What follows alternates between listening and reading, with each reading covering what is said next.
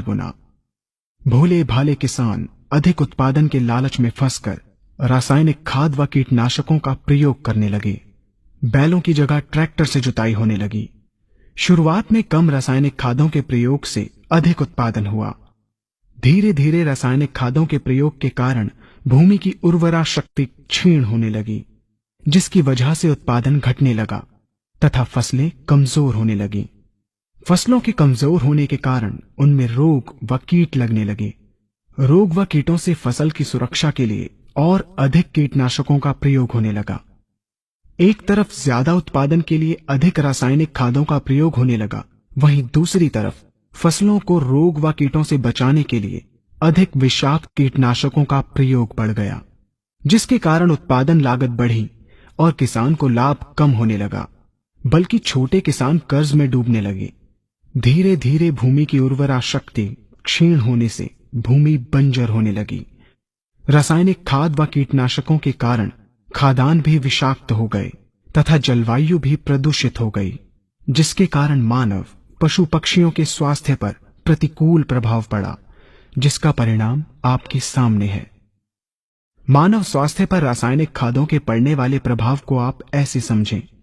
जब किसान फसल में रासायनिक खाद डालता है तो रासायनिक खाद में उपस्थित विषाक्त रसायन जल में घुलकर सबसे पहले जल को प्रदूषित कर भूमि के अंदर उपस्थित केचुए व सूक्ष्म जीवाणुओं को मार देता है। ये बात सभी किसान अच्छी तरह से जानते हैं कि केचुए व अन्य सूक्ष्म जीवाणु भूमि की उर्वरा शक्ति को बढ़ाने के लिए अति आवश्यक होते हैं। विषाक्त रसायन के कारण इनकी मृत्यु हो जाने से भूमि की उर्वरा शक्ति नष्ट हो जाती है तथा भूमि कठोर होकर बंजर होने लगती है।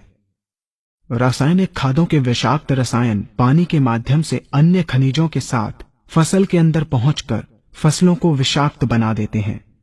बाद में जब खाद्यान्न के रूप में मनुष्य या अन्य पशु इन्हें खाते हैं तो ये विषाक्त रसायन मानव स्वास्थ्य पर बहुत ही बुरा प्रभाव डालते हैं तथा मनुष्य के अंदर तरह तरह के रोग उत्पन्न करते हैं। जब हम जैविक खाद का प्रयोग भूमि पर करते हैं तो जैविक खाद पानी में मिलकर पानी को प्रदूषित नहीं करती। जैविक खाद भूमि के अंदर उपस्थित उर्वरा शक्ति को बढ़ाने वाले जीवाणु तथा केचुओं की संख्या को तीव्रता से बढ़ाती है, जिससे भूमि की उर्वरा शक्ति बढ़ती है तथा भूमि छिद्र युक्त एवं भुरभुरी हो जाती है, जिससे वायु और प्रकाश भूमि के अंदर गहराई तक प्रवेश करते हैं, जिसके कारण भूमि में तापमान एवं आर्द्रता का संतुलन बना रहता है और फसलें मजबूत होती हैं। जैविक खाद में विद्यमान तत्व खाद्यान्न के माध्यम से मानव व पशु पक्षियों के शरीर में पहुंचकर स्वास्थ्य लाभ पहुंचाते हैं।